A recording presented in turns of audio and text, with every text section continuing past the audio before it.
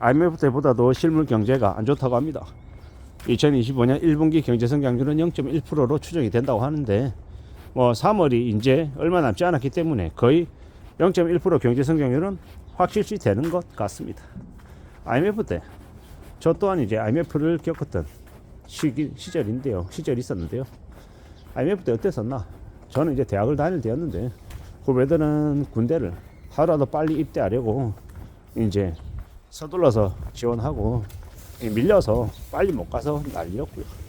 선배들은 회사를 이제 입사 지원해서 합격했는데 이제 입사 대기라는 게 있었죠. 입사 대기.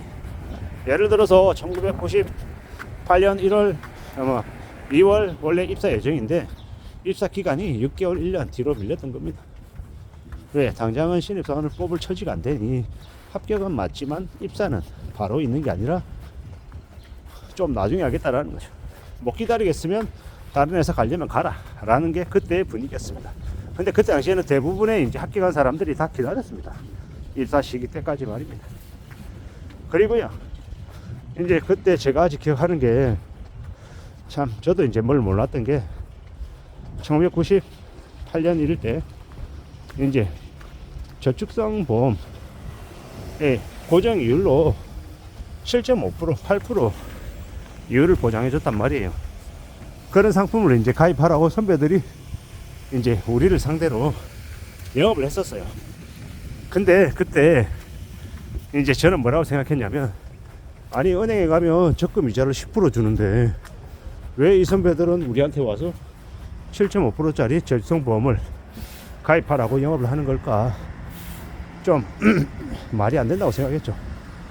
근데 그때 못 모르고 가입했던 친구들은요, 지금도 7.5%의 수익을, 고정 수익을 받고 있죠. 그때까지만 해도 지금처럼 저금리가 대세가 될지는 몰랐던 겁니다. 그만큼 그때는 나름 그래도 호황이었던 것 같습니다. IMF라고 하는 경제 위기가 왔지만 그래도 그 이후에 V자 반등을 했죠. IMF 직후에 IMF를 졸업하고 난 이후에 경제가 다시 되살아나서 분위기가 되게 좋아졌습니다.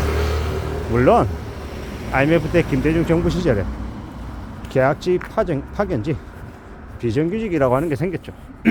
되게 씁쓸했습니다. 이게 뭔가 싶었고요. 그 전까지만 해도 우리의 부모들은, 우리의 형님 누나들은 회사를 들어가면 그 회사에서 뼈를 먹는다, 정년까지 다닌다라고 하는 게 분위기가 당연했거든요. 근데 처음으로 정리해고 희망퇴직 뭐 이런 걸 하는 거예요. 근데 그때까지만 해도 회사라고 하는 것이 거의 부모와 같은 느낌이어서 비록 내보내지만 나중에 사정이 다시 좋아지면 직원들을 다시 부를 것만 같았어요. 그리고 또 그렇게 해야 된다고 생각하고 있는 사람들도 많았었고.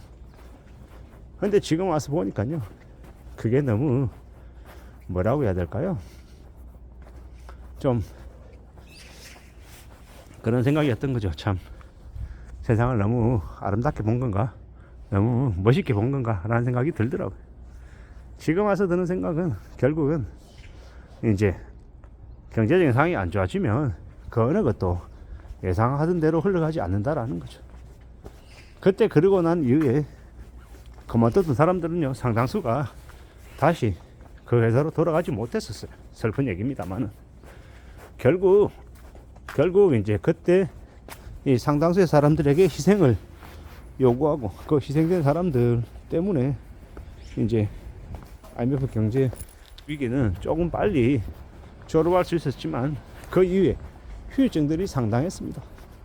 그리고 지금까지도 그 비정규직 문제가 여전히 지속되어 오고 있고요. 참 서글프고 안타깝죠. 그 시기 이후에 우리의 인식들은 많이 바뀌었습니다. 더 이상 회사가 직원을 지켜주지 않는다라는 것, 그리고 은행도 망할 수 있다라는 것 등 여러 가지의 이제 충격들이 있었죠. 그리고 지금은 어떻습니까? 지금은 제가 생각해 보건데 사람들이 회사가 나를 지켜주지 않는다라는 걸 너무도 잘 알고 있고, 회사도 무너지는 일이 부지기수로 발생할 수 있다는 걸 뼈저리게 느끼고 있죠. 그리고 또 어떻습니까? 아마도 앞으로 IMF보다 더 힘든 일들이 많이 벌어질 거다라는 이야기가 많죠.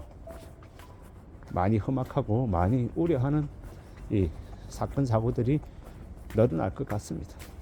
결국 가장 최소의 단위인 가정부터 와르르 무너질 것 같다라는 생각이 많이 드는데요.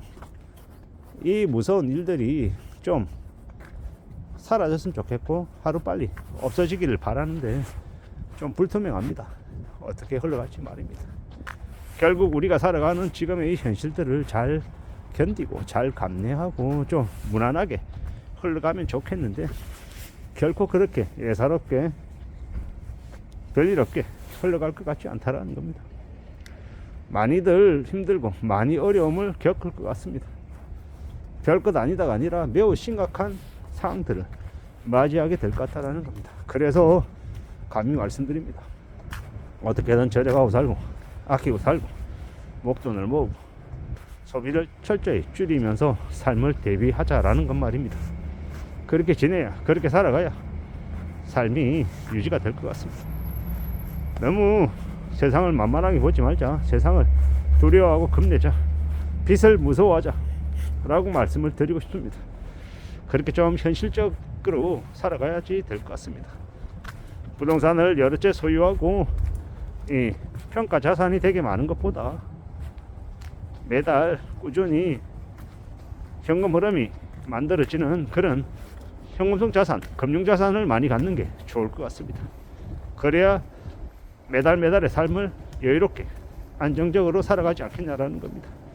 지금의 시대는 사람들이 다들 우려하고 염려하고 걱정하는 것들이 많은 것 같습니다. 이 험한 시대를 우리가 어떻게 살아갈지 잘 좀 궁리해야 될 것 같습니다. 그 어느 누구도 확실하게 이게 돈을 많이 버는 길이다 라고 장담하지 못합니다. 그렇기 때문에 항상 의심하고 스스로 확인하고 스스로 책임지겠다라는 자세로 움직이는 게 좋겠습니다. 함부로 누군가에게 돈을 맡기는 것도 안 되고 돈이 있다라고 자랑하고 떠벌리고 다니는 것도 더더욱도 안 되고 조용히 자신의 상황에 맞춰서 안전하게 삶을 지키겠다 그런 각오로 조용히 사는 게 제일 현명한 모습일 것 같습니다.